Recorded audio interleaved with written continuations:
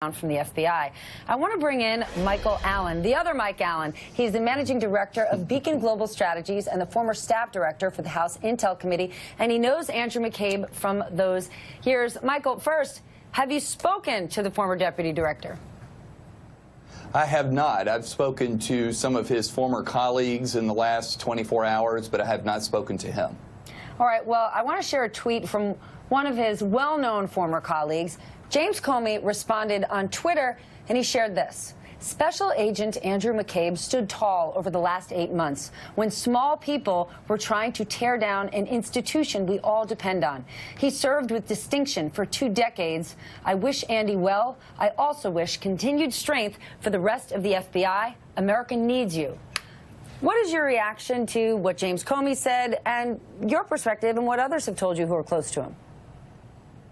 Stephanie, my perspective was from the staff director of the House Intelligence Committee, which is charged with oversight over the Bureau on counterterrorism investigations. And so Andy McCabe came before our committee on numerous occasions. My impression of him was that he was the consummate G-man, an FBI agent who commanded respect that the members of Congress turned to be briefed on ongoing and very sensitive counterterrorism investigations in the United States. Then what do you make of the timing? I mean, this comes after weeks of attacks from the president, and he was already retiring in March.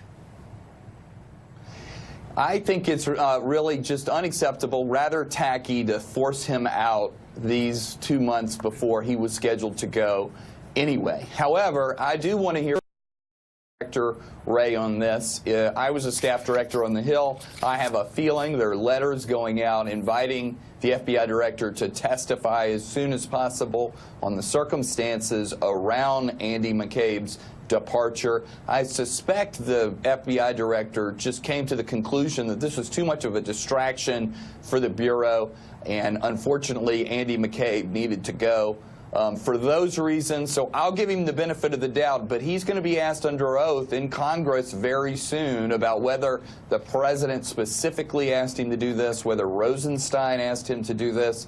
And so we're going to find out the truth in coming weeks about the circumstances around his forced departure. All right, I want my panel to weigh in.